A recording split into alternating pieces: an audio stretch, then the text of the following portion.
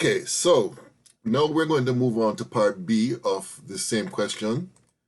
So part B is asking for the empirical formula, right?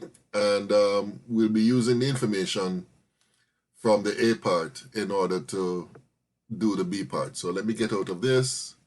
Let me go to this. Okay, so this here was the answer to the A part. What I'm going to do is I'm going to erase.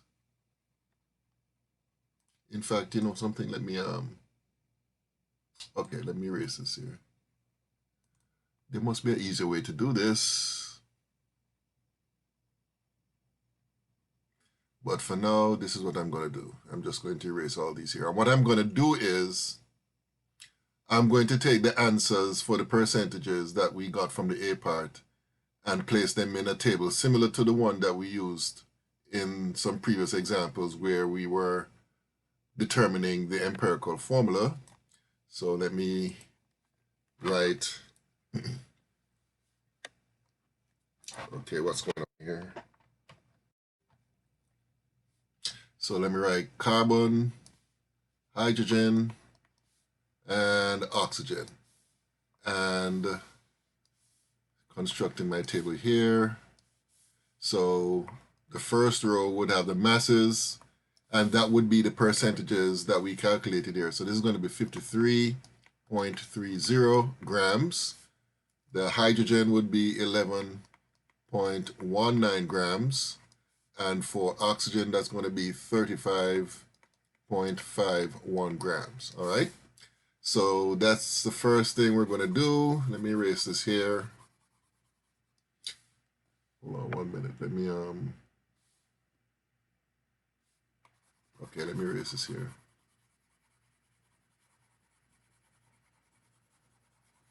I'm sorry this is going to look a bit messy, but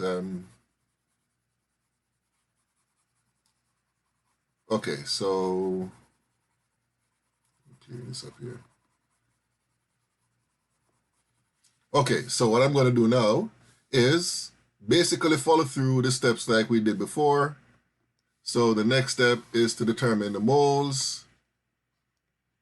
And for that, we're going to get 53.30 grams multiplied by 1 mole over 12.01 grams. In the case of hydrogen, to convert that to moles, 11.19 grams multiplied by 1 mole over 1.008 grams. And then in the case of oxygen, 35.51 grams, multiply that by 1 mole over 16.00 grams. All right.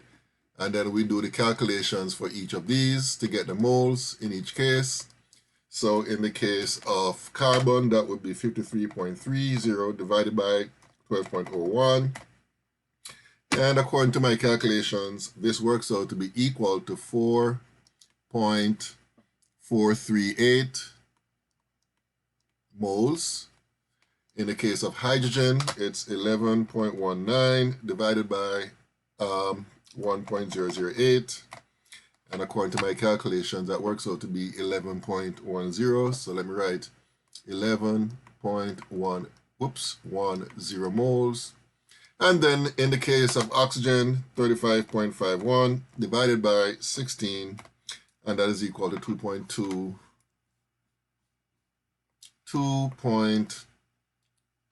hold on 1 minute, 2.219 moles. All right. Okay, so let me continue to erase down here.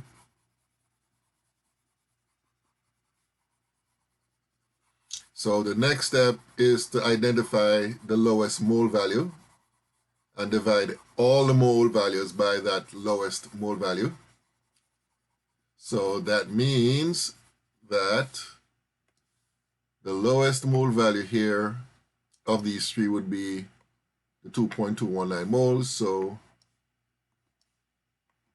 you're going to divide by 2.219 moles. So here we have 4.438 moles divided by 2.219 moles. Here we have 11.10 moles divided by 2.219 moles. And this divided by itself will give you 1. So let's work out 4.438 divided by 2.219. So according to my calculation, this works out to be equal to 2.000 and then 11.10 divided by 2.219. And according to my calculation, this works out to be equal to 5.002. So this is approximately equal to 2. This is equal to 5. And this is 1.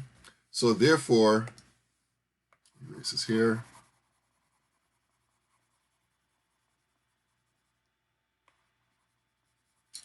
So therefore, the empirical formula is now C2H5O. So this is the empirical formula. All right. And then, so that answers the B part, right? The empirical formula. So now we get to the C part, which is asking for the molecular formula.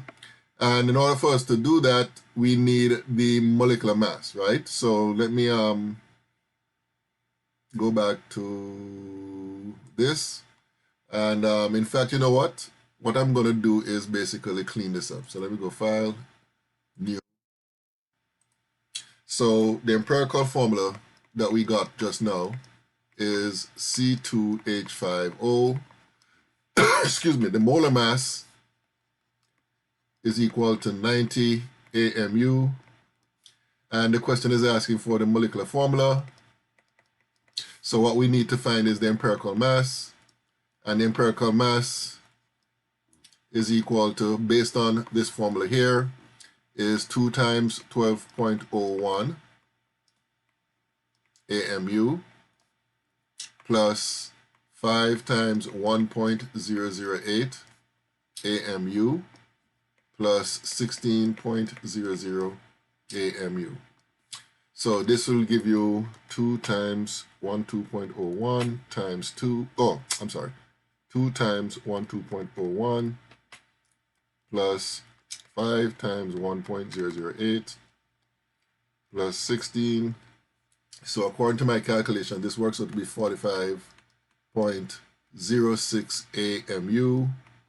So the integral factor would be equal to the molar mass divided by the empirical mass, which is equal to 90 AMU divided by 45.06 AMU. So 90 divided by 45.06 gives basically 2.